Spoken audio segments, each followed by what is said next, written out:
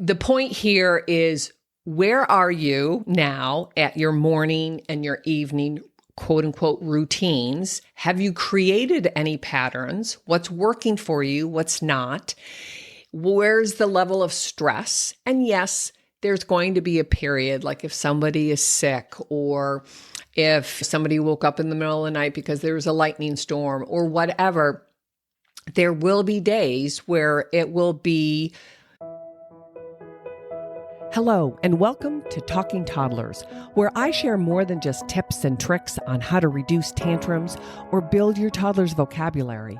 We're going to cover all of that, but here, our goal is to develop clarity, because in this modern world, it's truly overwhelming. This podcast is about empowering moms to know the difference between fact and fiction, to never give up, to tap into everyday activities so your child stays on track. He's not falling behind, he's thriving through your guidance. We know that true learning starts at home, so let's get started. It's a brand new year, and there's no better time to hit the reset button and build habits that support your family's growth, well-being, and connections. In today's episode, we're diving into 5 healthy habits that I selected for you to really embrace in 2025. I look at them as practical routines and intentional choices. These can really transform your home life into one that feels balanced and productive, and honestly, more fun. Building healthy habits isn't about being perfect. It's about making small, intentional changes that bring more flow and ease into your daily routines. When we cultivate these habits, we can truly reduce stress, improve everybody's health, boost productivity, and create a positive home life environment that nurtures everyone's emotional and physical development. Because when you bring a new baby home and then they begin crawling and walking and talking, everything changes. And you, mom, you know this, and dad and grandparents, we're all learning on the job. And we're both, the children and the adults, are growing emotionally and physically. So by creating healthy habits, everybody benefits. No matter where you're listening today, I thank you for taking time to truly want to learn and want to create the home of your dreams. Starting this year with purpose and intention, that's a great first step. And I get it. We all make quote unquote New Year goals or New Year resolutions, and then we often, most likely, fall short. But I believe it's rarely one and done. So as I planned out these 5 healthy habits, I wanted to highlight them today, give you a little background to them, maybe the benefits, and then in future episodes, we'll dive deeper behind it and what are some of not only the benefits, but how do people really implement them and become successful. We know that by studying human behavior and human growth and development, we really can't take on more than 3 specific targets at a time if we want to succeed. So although I'm highlighting 5, go ahead and pick 1 or 2 just to get started, just to move the needle a little bit and gain some momentum. Because I don't want to give you the impression that we all need to jump in and tackle 5 or 8 or 10 all at the same time. No, listen to the 5, and then as we move forward, we'll dive deeper into each of them, and you can adjust as you move along. So let's get started. Habit number 1 is really looking at building AM and PM routines. And the purpose of this is to build structure, because that will set the tone for your entire day, as well as ensure some peaceful wind down into the evening, and lo and behold, build healthy sleep habits for both you, mom and dad, and your babies, right? Again, we're not looking for perfection, but we need a plan. Because without a plan, what do? We end up running in circles. So let's highlight a couple of specific for the morning and then again in the evening.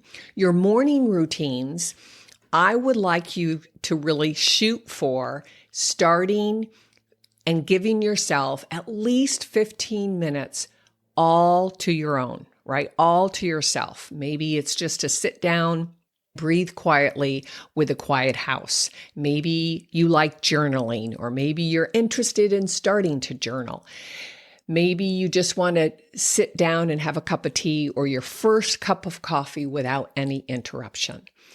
So I gave myself a whole hour. And the truth is, I still do. Even with, my husband and no kids in the house, I will get up a good hour before the sun rises or before any email that I have to check or my husband or phone calls or any of that. But I feel blessed that I have felt naturally to be an early morning riser. And I know a lot of people aren't, but habits are created by doing something over and over again, and then it becomes yours. So go ahead and work up to it, right? Give yourself 15 minutes and then 20, and then build up to at least 30 minutes of quiet time for yourself. The other part of building AM and PM routines is to be consistent. So wake up time for everyone in the house truly supports our natural circadian rhythm. I've talked about the circadian rhythm, and I'm sure you've heard of it, but that's our biological clocks that need to get in sync with sunrise and sunset. This is how the human body is wired. And part of this discussion today is looking at what are some of the modern techniques, modern advances that have disrupted some of our healthy lifestyle. And artificial lights is one of them. And I'll talk about that later on today. But it's important to wake up and go to bed at the same time. And we'll talk about the science behind that. But just think about, are you consistent or nearly consistent? And how is that affecting your children, babies, toddlers, preschoolers, as well as you, the adults? The next thing I want you to consider is to create predictable steps in the morning. Again, it's not rigid. It's not carved in stone. But when you have a baby and a toddler and a very, very young preschooler, you're helping them build a rhythm to their day and creating regular routines, regular steps helps build that not only internal biological clock, but that self-regulation. So do you first wake up and then there's a diaper change and then we have breakfast and then there's a little short family time or book time or together we'll load the dishwasher time. Whatever the routine is, try to be consistent from morning to morning to morning to morning. It will ease your day and help them build predictability. Again, our babies come into this world kind of shocked, right? They have no idea what's going on. But by the time they're really building a relationship with you at 3, 4, 5 months of age, the routines should be kicking in. And this predictability will help your little one learn what to expect. And so they're not always being jarred into this transition and that transition. It builds that internal anticipation. And to anticipate is really as a way of knowing, which calms their internal clock or their internal self, right? And you and I know when we walk into a novel situation and we don't know what to expect, it's very uncomfortable. And we don't want your toddler to be uncomfortable in his own home, right? Or to be uncomfortable in his own skin. And this is why we call it self-regulation, because they know that, when I wake up in the crib within a few minutes or a little while, right? And this is all subconscious, someone's going to come in and greet me. And then we're going to have a happy moment. And then I'm going to get out of this wet clothing or this uncomfortable diaper. Or if it's really uncomfortable, I know I can yell or scream or holler and someone will respond. That builds that self-regulation because they have experienced this a number of times.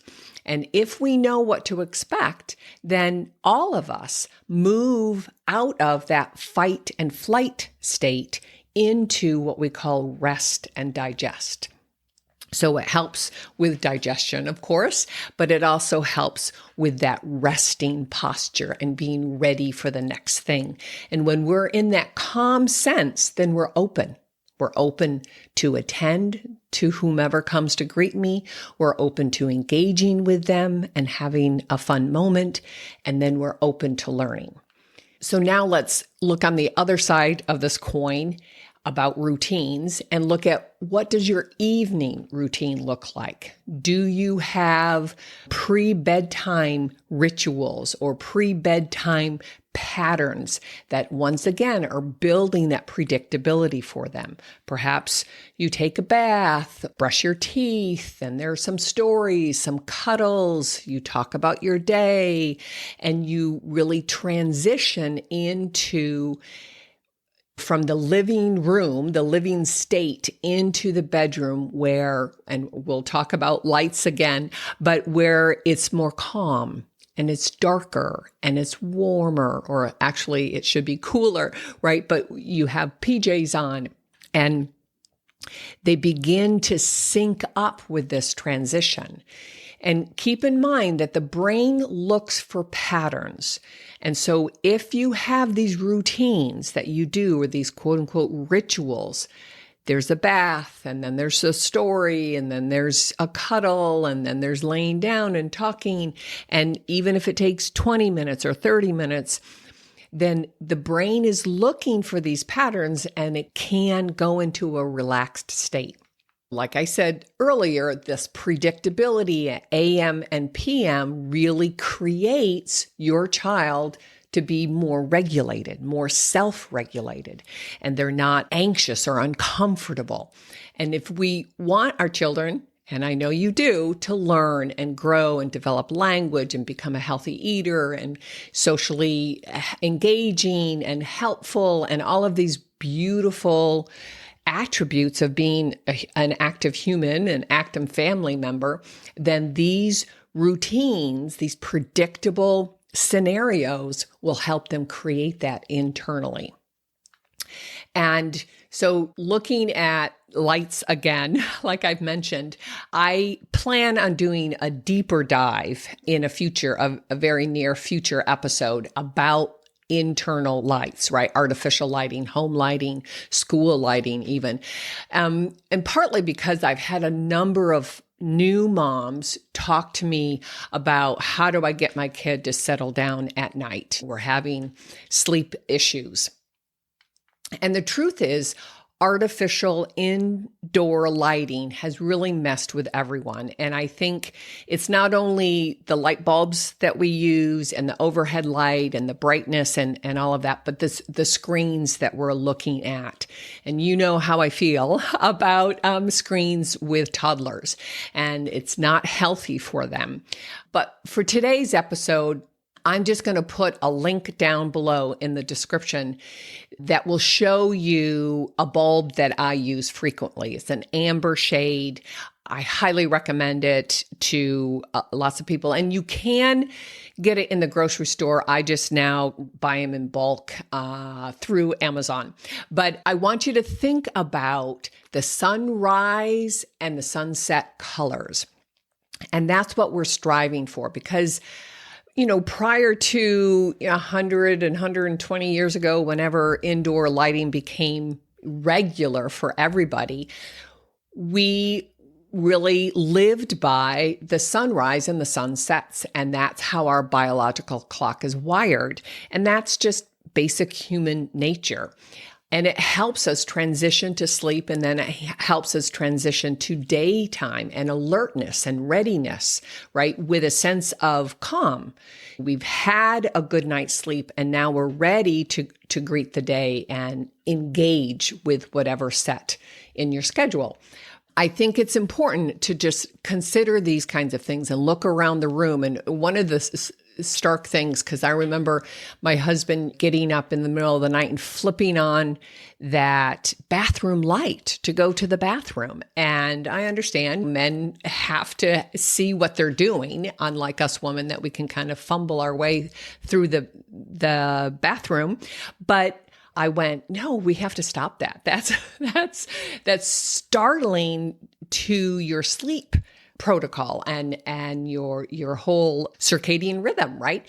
And so we started using Himalayan salt lamps as a nightlight, so you can get little ones to plug in as a nightlight.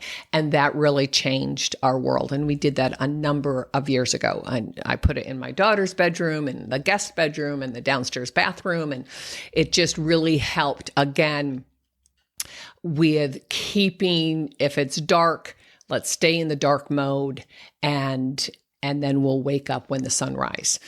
But part of your evening routine is also preparing and getting ready for that morning. And I know there's a lot of people on the internet these days, Instagram and TikTok and YouTube, really talking about how do you set the stage for the next day.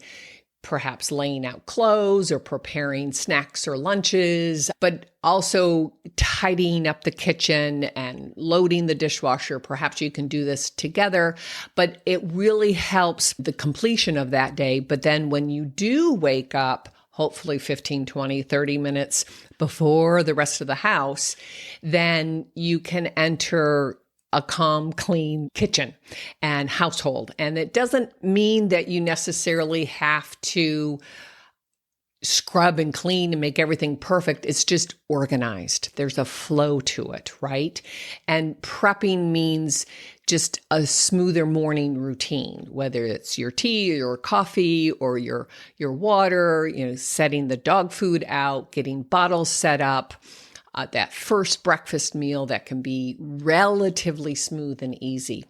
But the more we can prep the night before, and then I find, because when I don't do this, it's just complete mayhem, I think, even without children. We're rushing. Where are my keys? Where's my purse? Where's my other shoe? And the dirty dishes just pile up in the sink, and it goes on and on and on. But the point here is, where are you now at your morning and your evening, quote unquote, routines? Have you created any patterns? What's working for you? What's not? Where's the level of stress? And yes, there's going to be a period, like if somebody is sick, or if somebody woke up in the middle of the night because there was a lightning storm or whatever, there will be days where it will be disorganized or less fluid. But for the most part, I want you to just think about, are there a lot of meltdowns and tantrums? Do you forget things and you have to run back in the house? Just start asking yourself these questions. And how can I make 2025 better? And what phase am I going through? Do I have a 6-month-old? Do I have a 12-month-old? Do I have an 18-month-old? Are we practicing getting ready and out the door because we're going to a preschool? Whatever the scenario is, stop and be okay with analyzing, where am I and what of these elements, these 5 healthy habits that I'm outlining today, what perhaps am I open to administrating or implementing? So the other part of winding down at nighttime is, and this is why consistency is key, it also gives you, mom and dad, time together where you can read or reflect or talk or even prep the kitchen together calmly and peacefully. Again, not scrubbing, but getting it organized. Perhaps this is a good time to write down in your journal, your baby book, or this or that, or chat. The key here is to spend some time either by yourself or with your partner without screens. And I know that's tricky. I know it, because it's like, oh, I just want to plop down and watch a show. And we all do that, including me. And I've caught myself in the last month, 6 weeks, binging on shows. And that's just incredibly unhealthy. And I totally understand it, especially when you have a little one and you just want to chill.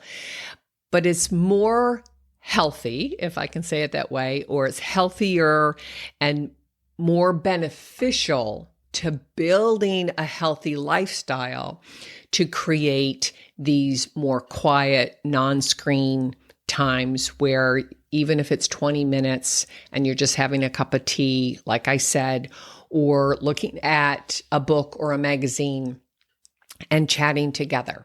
And I will be honest with this as well, as I was putting my notes together. I remember distinctly when my daughter was a toddler, I'd say, 2 to 3, before she went into preschool, that I had a big practice. I had 6 or 7 therapists, and I would schedule a good hour to 90 minutes of work time once she was down. But I would also block out to be done and give myself a good 30, 45 minutes where I could just lay in bed and read a book for pleasure. And I come from the school of thought that you want your mind and your heart, your soul to be relaxed and to think about positive things as you fall asleep. And so keep that in mind. Think about that. I've been in your shoes. I totally get it, especially if you work outside of the house, but it's always great to take these new beginnings, whether it's the beginning of a new year, the beginning of a new month, the beginning of a new chapter, and evaluate and say, okay, how can I tweak this and get better? All right.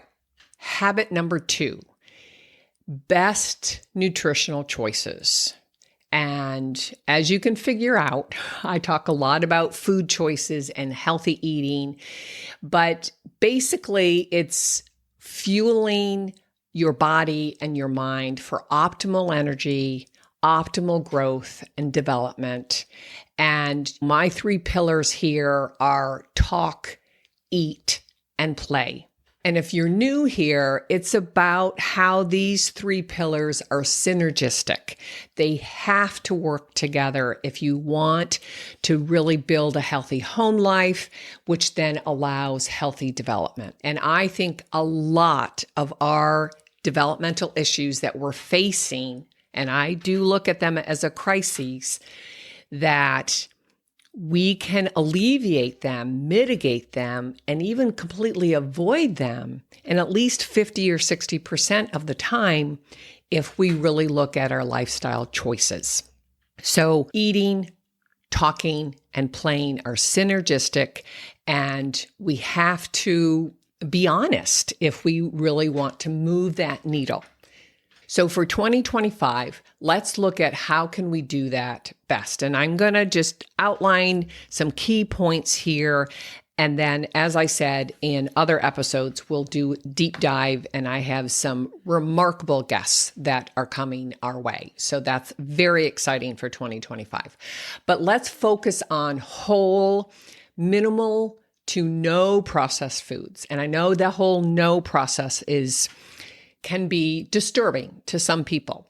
But if we really look at how do we want to build a healthy mind, body, and spirit, then the food choices should be high on our list. So my challenge for this episode is just for you to start to evaluate where you are now and perhaps look for concrete ways to change and grow and do better. Right? These 5 habits can really change the trajectory of your whole family, right?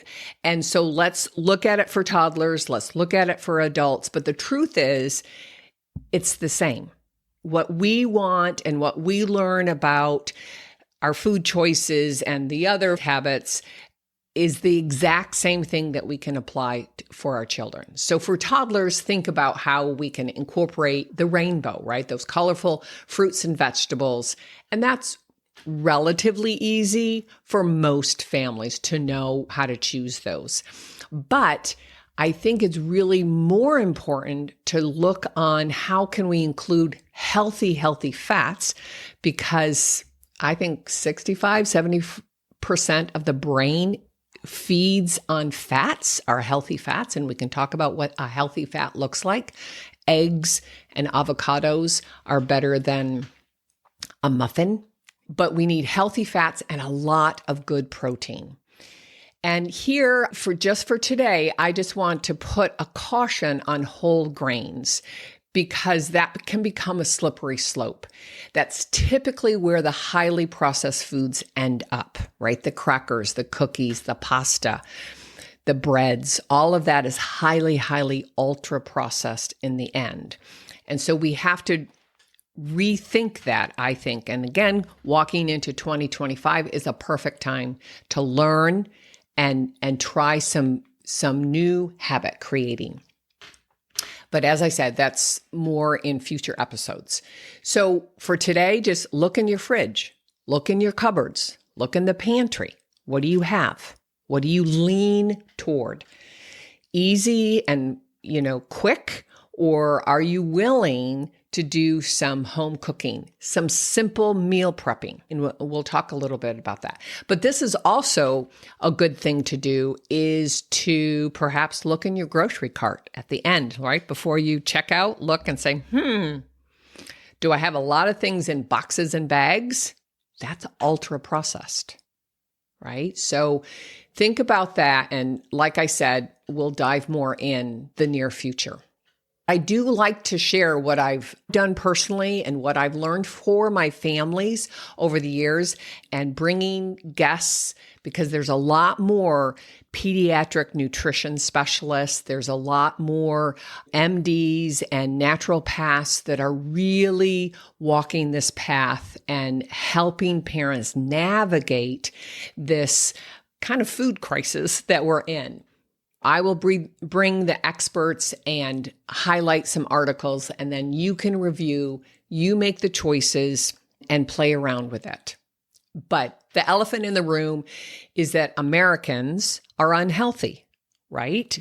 And I think it starts in the kitchen, and our children are struggling, and that starts in the kitchen. And what I've witnessed over the last 35 years, just personally and professionally, we have to connect what goes in our mouth with how we act and feel and learn and sleep and engage with the world, our energy, our mood. And I believe that we all of us can do better, then we will feel better, and then we will be better.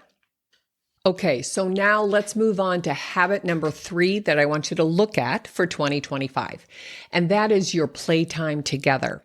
The purpose here at making this a goal for 2025 is that generally, as you all understand, it strengthens the bonds between you and your baby, you and your toddler. It builds his or her cognitive, social, and motor development. And I talk a lot about play here, but it's playing together that I want you to look at and focus on, right?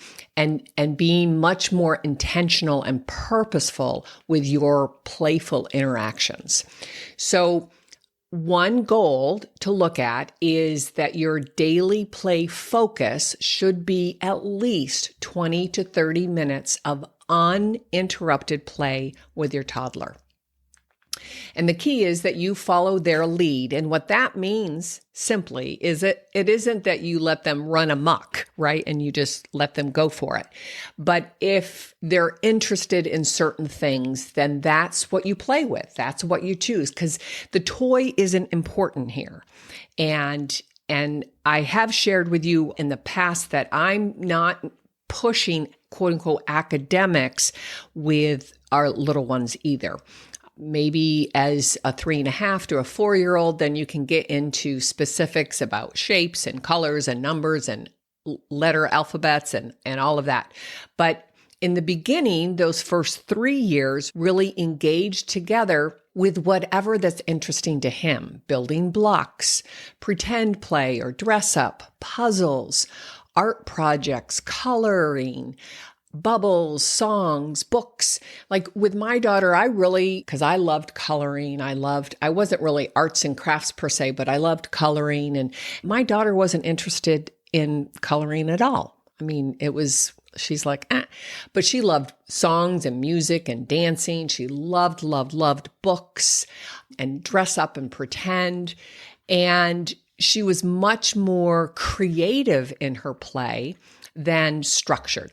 And with my 35 years of practice and meeting thousands of children, and spending hundreds of hours in a wide variety of preschool settings, I've seen it all. And so you have to really respect who they are, their temperament, their style, and what they bring to the table, and then go with that. But playtime really fosters their ability to focus and engage and cooperation, right? How do you get your kids to cooperate? But it also helps in bonding the family. And so even if you have a toddler, say 2 or 3, and you have a baby, a newborn, well, then you do tummy time together, right? On the floor, and you roll the ball. And you get your toddler to help your new baby engage together on the floor and build those tummy time muscles and tolerance level, right? Also, I talk a lot about getting outdoors, those simple outdoor activities like catching a ball or going for nature walks or just simply getting the mail, right, at the end of the day. And I talk about just helping that transition as the sun is beginning to set. It helps with that circadian rhythm, but it also changes up, right? If you've been in the house for hours upon hours, it feels like just going outside and getting the mail or bringing in the trash buckets or picking some weeds, whatever it is to change the environment, but also do it together. That's playful.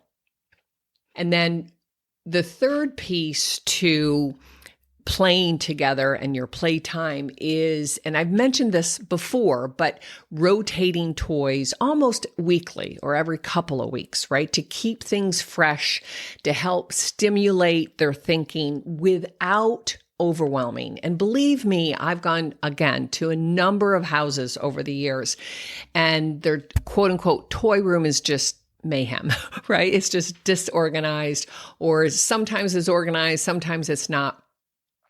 This does not help their play skills. This does not help build their attention and their focus and their creativity, right? When there's a lot of stuff all over the place. I've even walked into preschool settings where it's just overwhelming, and this cupboards that are sky high and from one end of the wall to the other, and things are hidden here and there and everywhere. And I understand that school settings have a lot of stuff, but I don't think it's conducive to helping kids. And we'll talk more specifically in future in 2025 about what does it really mean to rotate toys, but recognize that this sense of overwhelm and you have to have a lot of stuff, especially with little ones, 1, 2, 3, even 4. They don't need that. It's less is truly more. And if we limit their choices, then they learn how to get creative with what they have. If we limit their choices, then they will be able to learn how to sustain attention with 1 or 2 things. And if we limit their choices, they get a lot of healthy repetition, which then builds mastery and curiosity, right? So just think about that with habit number 3 of playtime together. Habit number 4 would be daily movement. And you thinking, oh, well, that goes hand in hand. Well, not necessarily. Play can be simply looking at books or singing songs or lying on the grass and telling silly tales. But real movement promotes physical health, reduces stress for both the adults in your family and the kids. And like I said in the very beginning, all of these things are great habits for your little ones, but they're also just as equally great for us. So movement for toddlers, think of it this way, aim for about 60 minutes of active play a day. And not in a 60-minute workout. It's 15 minutes here and 15 minutes there, but it's dancing and climbing and running and hopping and rolling and all kinds of true movement patterns up and down the stairs. Again, I remember my daughter mastering or wanting to master stairs, and we would go for a walk outside there in Pasadena, California, and we would get one or two houses down and she'd see one or two steps into their walkway, and she would just have to go up and down the same two steps over and over and over again. That was her movement. That was where her motor development was fixated on, and I just stood there, right? But that's what they need. Simple activities like an obstacle course, and I've shared before, I used to set up my offices. I used to teach families how to set up obstacle courses inside, especially in the winter, outside with just natural things like blocks and rocks and dirt and grass. But you can even go for a scavenger hunt, all kinds of really creative ways that don't cost money. It just costs a little creative time and some planning. But the key here is go outside whenever you can, especially early in the morning as the sun is rising, later in the afternoon as the sun is setting, and then any time in between. If the weather isn't in your favor, go on the porch, go on a deck, go in the garage, do whatever you can to change the environment and move more. So as I was creating my outline for today, I just wanted to bring in a little science behind this movement one, because it's one of our lifestyle choices that we have complete control over. Here's some science that supports why you, mama and dad and grandparents and everybody else, the adults, as well as the children, the benefits of movement, right? It gets oxygen to the brain cells. And we know, like when we study older people or people in the hospital, when they don't move, they start to really reduce their cognitive skills, because by getting the way that we get oxygen to the brain is that we're increasing the blood flow with the movement. And what does blood do? It carries oxygen up to the brain, right? It promotes new brain cell production. Exercise stimulates the production of nerve growth factors, and then we can create new brain cells. It also creates new synapses. And what happens with your baby is that they have billions of nerve cells, but they're not synaptically communicating, right? And movement helps build that connectivity. Exercise also increases the brain-derived neurotrophic factor, which is a BDNF. And this helps form new synapses that foster learning and foster memory. Again, it's true for your infant and your toddler, and it's true for older people and anybody in between. But we see it mostly in these extremes on this life continuum of early child development, and then what happens to, say, an older person who gets stuck in a retirement home. And I, way back when I was in college, I worked for the Visiting Nurses Association, and I saw up close what happens into these, we would call them SNFs, right? Skilled nursing facilities. So movement is incredibly vital in both your young children and you, grandma and grandpa, and anybody in between. It activates brain regions.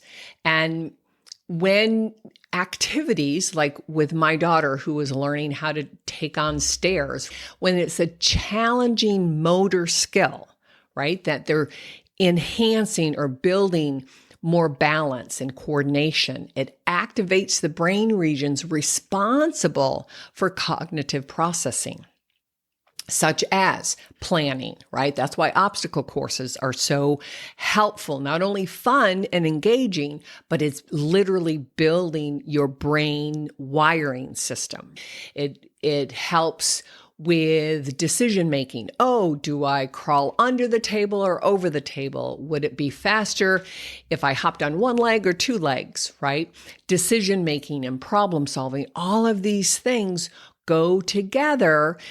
When we're hiking in the woods, you have to plan in real time. Do I step on this rock or do I go around this rock? What about my balance when I step on this root, right? It feels different on dirt than it does on pebbles. All kinds of cognitive things are happening when we're moving in nature.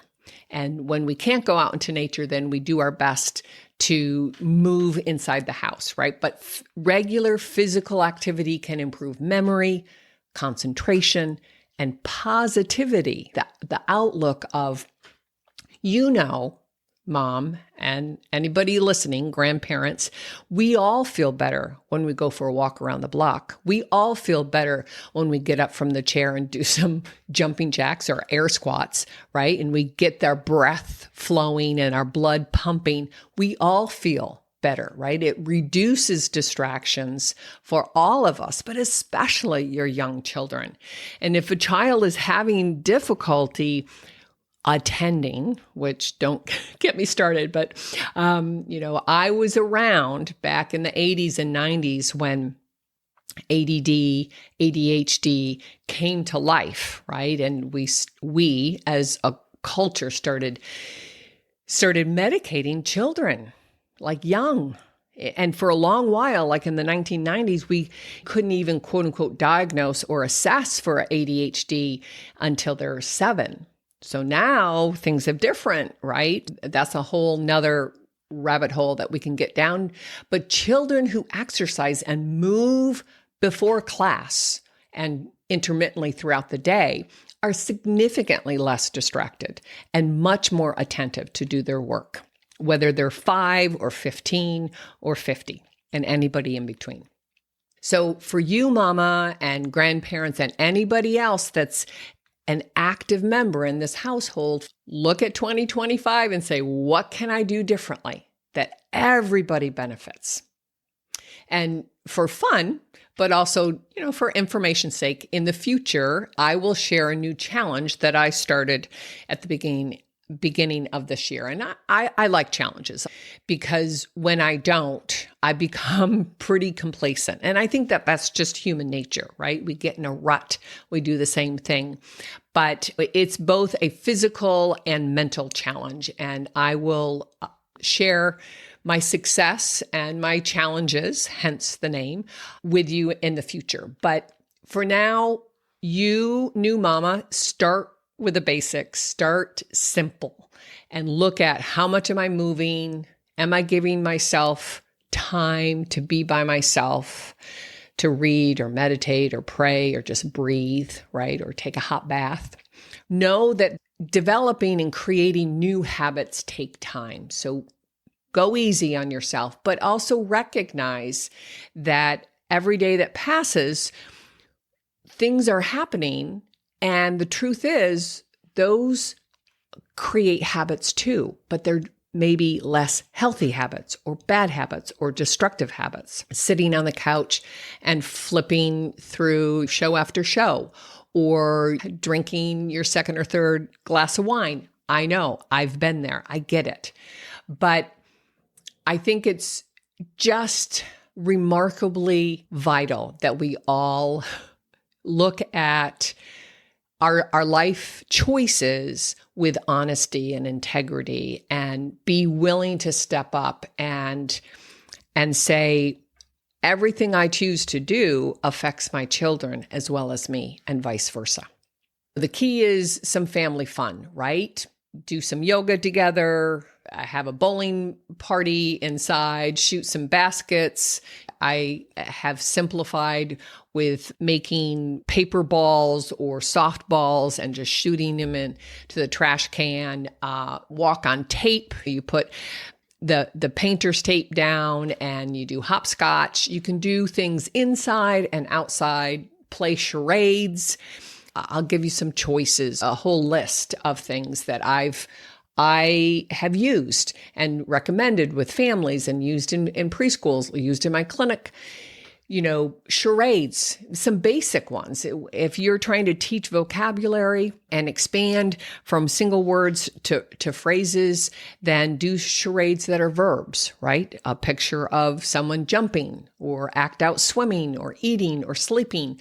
All of those action words, right? Nouns, act like a bird, act like a chicken, slither on the floor like a snake, pretend to read a book. All of those actions, the list is endless. Be creative, be open.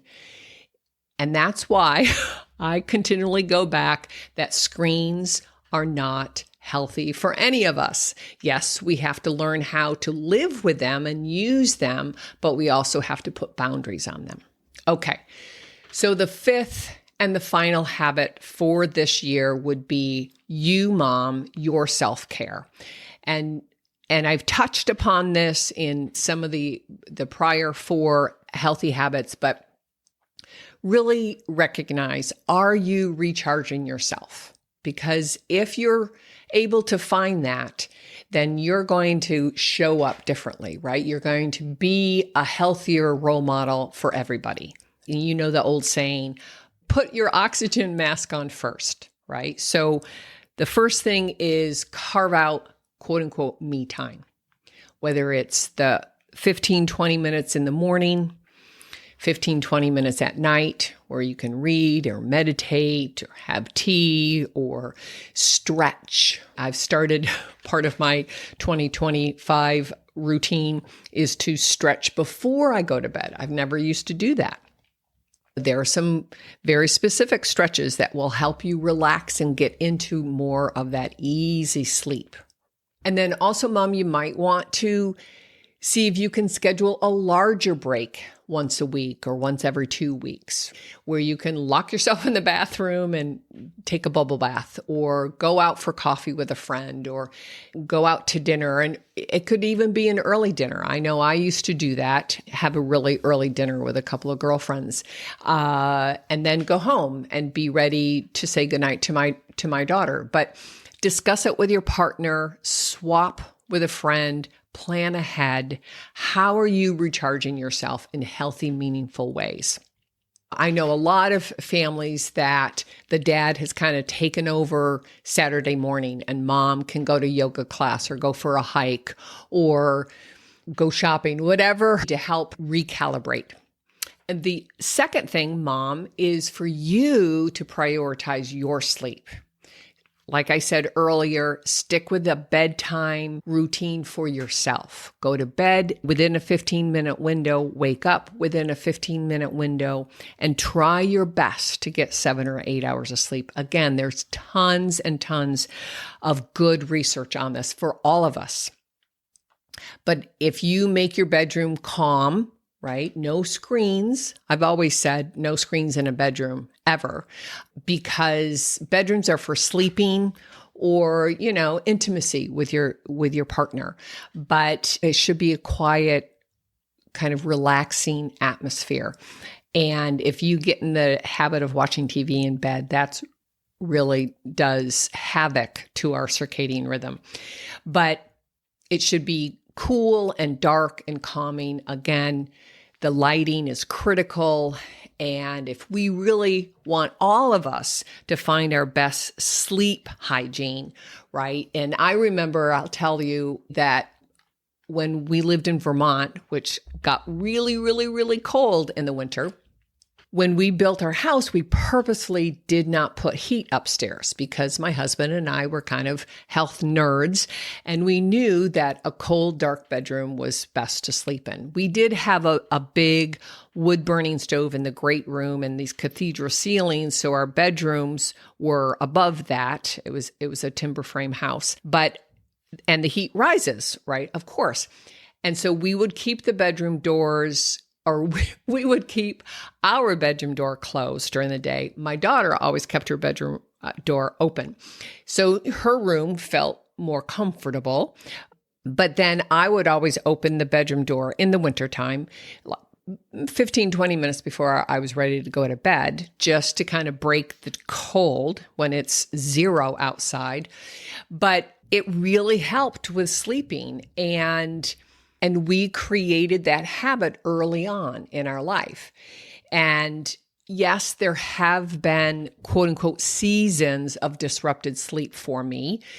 The truth is, it's directly related to my bad habits, right? Too much wine, too much screen time, too much sugar or processed food, too much stress. And of course, the infamous menopause that we can talk about later.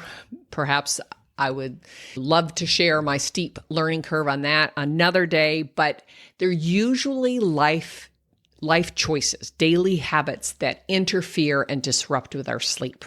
The point here is to prioritize your sleep forever, for your children, for you at whatever chapter you're going through in your life, and it will only serve you well.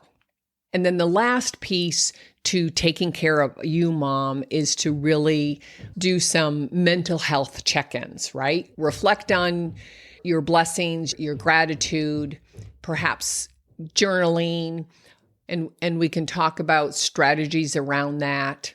One note is that I've always kind of kept a journal, and I have never really gone back and ever read them. When we moved out of Vermont, I burned them all. So I just think it's very therapeutic. You can do it for a variety of reasons, and we can talk about what that could look like in the future. But I looked at it as therapeutic. I also do think that if we're truly, truly struggling, then seeking professional help is always a great choice, whether it's one-on-one support or groups. And if you're hearing pounding, I don't know if that's being recorded here, but my roof here in Florida is finally being fixed. But you might need some talk therapy from time to time. I have definitely used it in my past, but I think, honestly, if we as human beings and as new families and parents of young children, but also us grandparents, age, right? That if we focus on these 5 healthy habits, AM and PM routines, nutritional choices, playtime together at every age, daily movement, and then our own personal self-care, then talk therapy or more specific mental health issues would be more rare, right? And big events, maybe the loss of a parent or the loss or a big move or a job change, those kinds of things that are big events in one's life, not necessarily the day-to-day. But that's another side note. And I just wanted to highlight that under your own personal care, mom. How much I know we give when we're a new mom. And even when we're a mom of a preteen and teenage, we're always giving. So it's important to really look at how much are you really focused on taking care of your well-being. So to conclude all of this, healthy habits aren't built overnight. I know you know that, but small, consistent steps can really lead to lasting change. And depending on the chapter that you're in or the season that you're going through, your quote unquote habits will adjust, will be tweaked. Focus on one habit at a time. Adapt it to your new family, create the progress, and then move on. These 5 game-changing habits, in my opinion, can create a home that you and your little ones can truly thrive. And look at 2025. I know that kind of rhymes, but the thriving in 2025 is very, very doable. But we have to stay ahead of it. We have to be proactive. And that's my mission here, is to help new young moms be proactive, pull in the grandparents, pull in the dads, and create a family that really is your dream family. I do have some exciting plans for 2025 that I mentioned earlier that I can't wait. New resources, new tools to make your parenting journey much more fulfilling and successful, including some guest interviews that will expand all of our learning. And I'm kind of a geek. I read a lot of science. I study a lot of other people's work, and I want to bring them to life here on this podcast. And so when you subscribe to this channel, you'll be the first to know about the updates and the surprises coming your way. And if you're finding value in these conversations, share with fellow moms who need or want a little inspiration. And if you really are gaining some positive benefits, then consider leaving a review, a positive comment that will help us expand our reach. Thank you for being a part of this journey, and let's make 2025 your best year yet. God bless, and I'll see you next time.